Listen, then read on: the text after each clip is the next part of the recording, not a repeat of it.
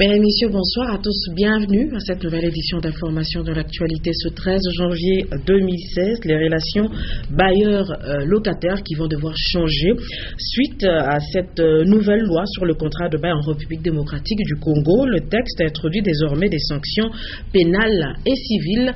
Les particularités également, les innovations de cette loi, eh bien c'est Consolat Kanja qui va nous en parler. Également dans ce journal, on va parler sport avec la poursuite du championnat à la Lina Foot cet après-midi. Don Bosco s'est incliné face à Sangabalende 2-1. La rencontre a eu lieu au stade Tout-Puissant Mazembe, résumé avec Constant Guélor Mouipou. Et pour débuter cette édition d'information, sachez que après la ville de Kinshasa, c'est au tour de Lubumbashi d'être doté de nouveaux équipements de passeport biométrique à puce. La séance inaugurale a été présidée par le commissaire spécial du Haut-Katanga, Célestin Muganza et Stéphane Chisso. Le centre des passeports de Lubumbashi va désormais formaliser le processus d'obtention du passeport biométrique à puce. Les nouvelles machines y ont déjà été installées et la population du Haut-Katanga peut être servie. Les dirigeants du Haut-Katanga, avec en tête le commissaire spécial Félicien Katonga, ont été les premiers à expérimenter ces nouvelles acquisitions. Ils ont tous été capturés, ainsi que le prélèvement de leurs empreintes digitales. Je leur dis maintenant que on a mis en place justement cette structure de délivrance des passeports. Ils sont les bienvenus, mais c'est vrai que dans un premier temps, il ne faut pas qu'ils soient trop exigeants parce que la mise en œuvre du processus peut prendre du temps et que la capacité de réception donc des demandes peut être encore réduite, mais on espère que dans peu de temps, le service pourra être déjà rodé pour pouvoir satisfaire à toutes les demandes, surtout les demandes urgentes. Pour ce qui est des aspects techniques, 1500 passeports seront imprimés par jour à Kinshasa au lieu de 6000 comparativement à l'ancien système. Une fois les formulaires des requérants remplis, ils seront transférés à Kinshasa pour analyse, chose qui risque de tirer les choses en longueur. Contrairement aux anciens passeports, les passeports biométriques à puce sont plus sécurisés et répondent aux normes internationales. Plusieurs conflits fonciers sont enregistrés ces derniers jours dans la ville de Lubumbashi. Des particuliers construisent illégalement dans les terrains appartenant à autrui. Et Delphin Kassongo Kibale, commissaire spécial adjoint, a fait la ronde de quelques sites. Mais bien avant cela, le commissaire spécial du Haut-Katanga s'est entretenu avec son collègue du Olomami, Célestin Muganza, Stéphane Chisso. En ces débuts d'année, le commissaire spécial du Olomami, le professeur Raymond Mandemoutombo, est allé présenter à son collègue Félicien Katonga Lukunga du Haut-Katanga les souhaits pour l'année 2016. Les deux personnalités ont profité de l'occasion pour évoquer les questions liées à la marche de leur jeune province. C'est une visite de civilité à mon collègue. Le remercier du fait qu'il m'a reçu ici à Lubumbashi.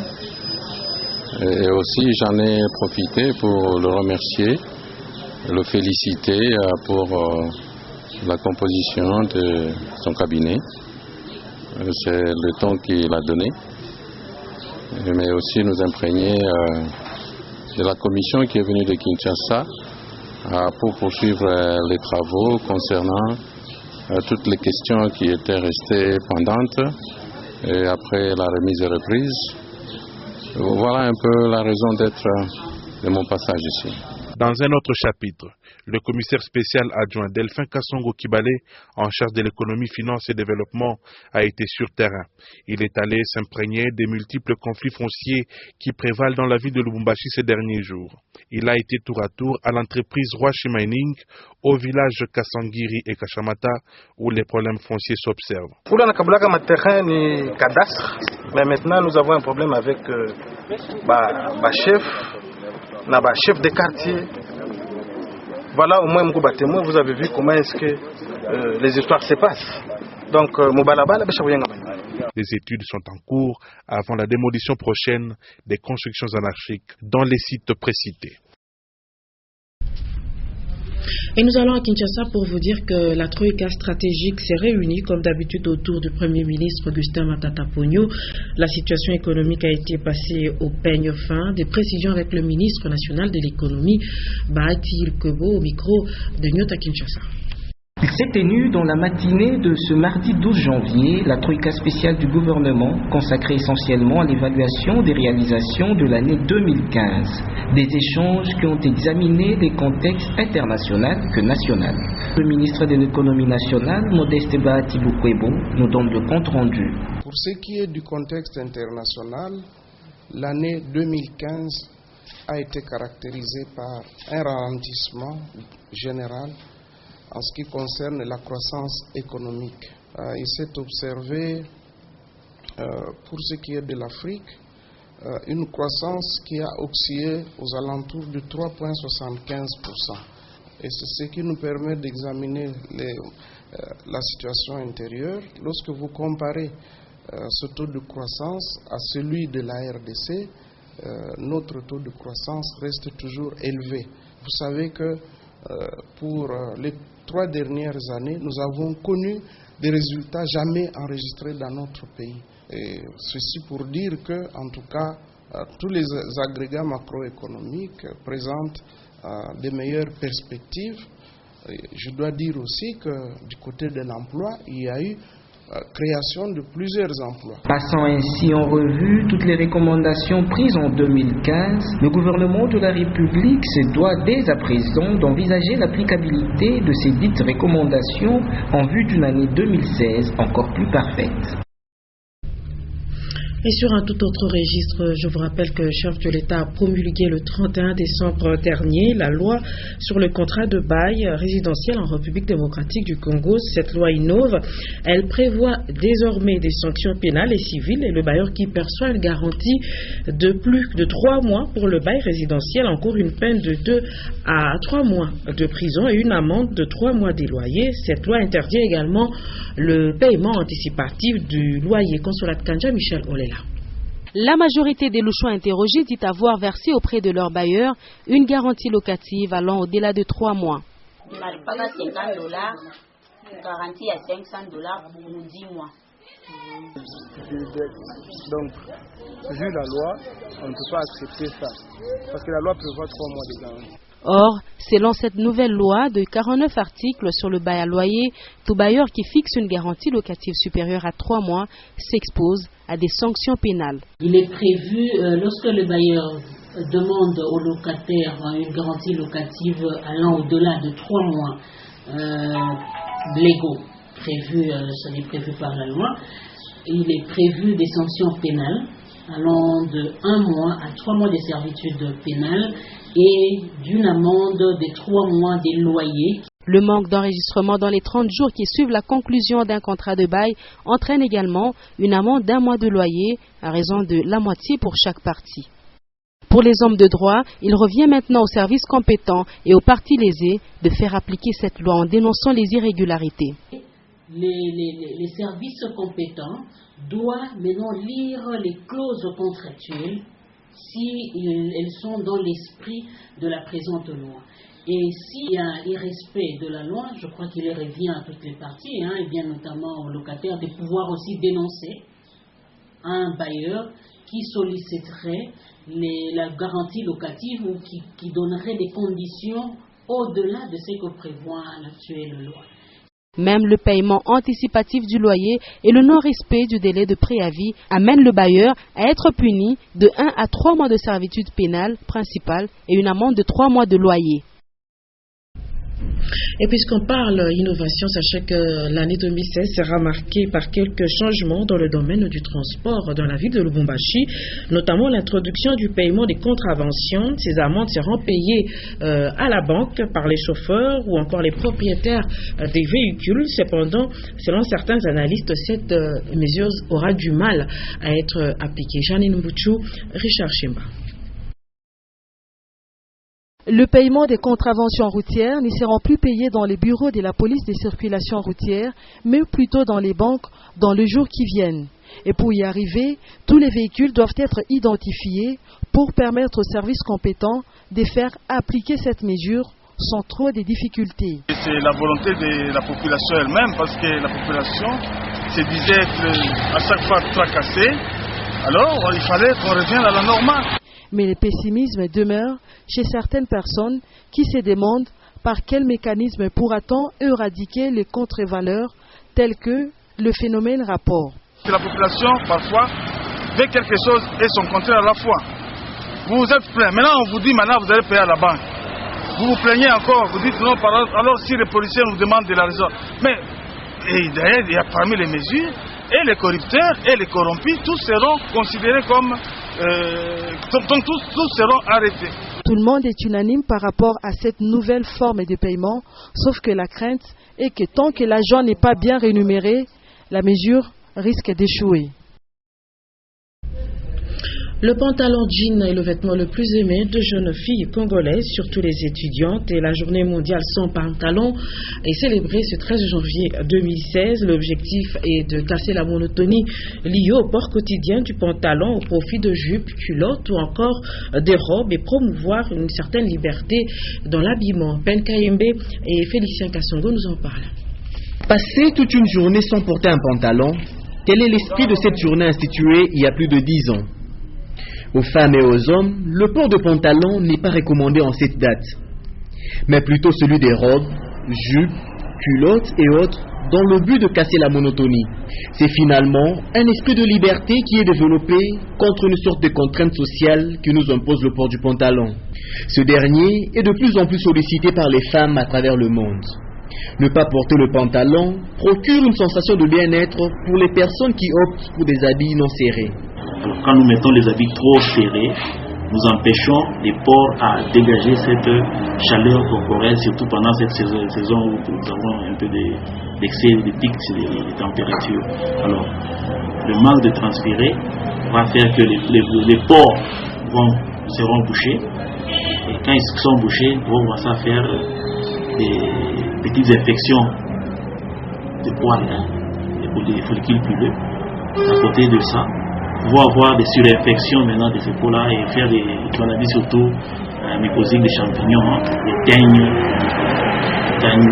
cutanées. La journée sans pantalon devrait être perçue comme un rappel à la diversité vestimentaire disponible dans notre société actuellement. M. Laurent Désiré Kabila est décédé tragiquement pour certains Congolais. Il n'a pas mené à bout son long combat pour le rétablissement de la paix en République démocratique du Congo et qu'elles retiennent les louchois de cet héros national. Ils répondent au micro de Louis Takoy et Richard Chimba. Héros national. Oui, c'est tout ce que vous retenez de lui. Tout ce que j'ai retenu. C'est un père de la nation. Il a été un exemple pour moi. Un papa, un grand-père, tout et tout vraiment. Quand Mouzé était venu, on était contente. On croyait, on était bien, on mangeait, les gens dormaient affamés, mais quand Mouzé était entré, il s'est retrouvé. En se retrouvant, bon, on était en rythme, on s'était habitué avec nos enfants, nos parents, soi-disant, nous sommes devenus bien maintenant dans le Congo. Mais malheureusement, avec sa mort, ça nous avait un peu frappé. C'était vraiment triste, terrible malheur à nous.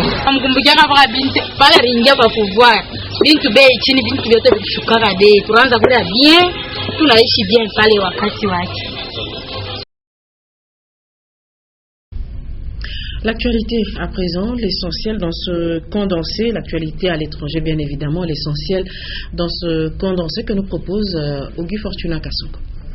Au Pakistan, un kamikaze s'est fait exploser devant un centre de vaccination contre la poliomyélite dans la ville de Quetta, à l'ouest du pays. Bilan, 15 morts et plusieurs blessés, dont 7 en état grave. La plupart des victimes sont des policiers qui assuraient la sécurité de personnels médicaux. Les vaccinateurs sont régulièrement ciblés par les groupes des islamistes qui les considèrent comme des espions depuis que la CIA avait organisé une fausse campagne pour retrouver Ben Laden. Ils prétendent également que le vaccin contient du porc ou vise à rendre stériles les musulmans. En 3 ans, les attaques liées aux vaccinations ont fait plus ou moins 100 morts au Pakistan. La tension reste vive à la frontière entre les deux Corées. Ce matin, les militaires sud-coréens ont effectué des tirs de sommation contre ce qu'ils pensaient être un drone nord-coréen qui a franchi la frontière sur quelques dizaines de mètres avant de rebrousser chemin.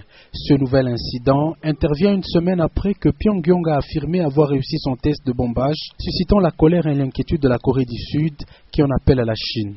Les 10 marins américains arrêtés mardi dans les eaux territoriales iraniennes ont été relâchés. Les États-Unis ont confirmé cette libération après avoir présenté des excuses à l'Iran. Ils assurent qu'une enquête va être menée pour éclaircir cet incident. Washington avait annoncé mardi soir perdre le contact avec ses troupes qui naviguaient entre Koweït et Bahreïn dans le nord du Golfe.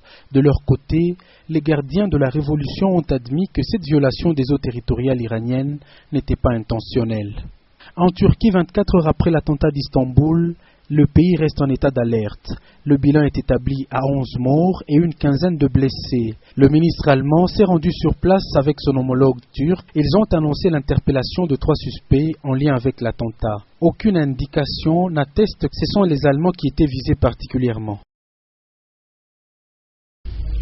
Et on va parler sport avant de se quitter. L'équipe de Sa Majesté Sangabalende garde toujours la tête du championnat de la zone centre-sud avec désormais 36 points pour s'être imposé sur le cercle sportif Don Bosco de buts à 1 au stade Tout-Puissant Mazembe.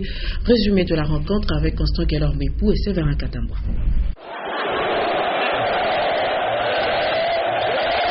Pour son premier match sous la bannière de l'équipe Saint et Or de Mbujimaï, la communion a été parfaite ou presque entre Andy Futila et les fans de Sangabalende, vu qu'il a aligné sa première victoire avec ses clubs, 2 buts à 1 face au cercle sportif de Bosco.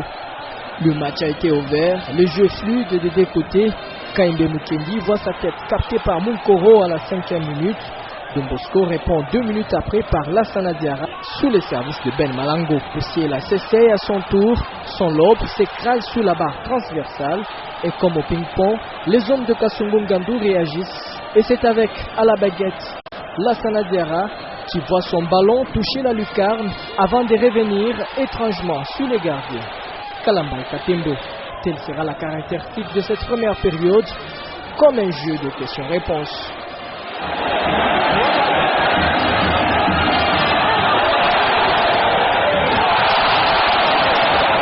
Lors de l'acte 2, on joue à peine 2 minutes. Le Malien passe devant, 1 but à 0.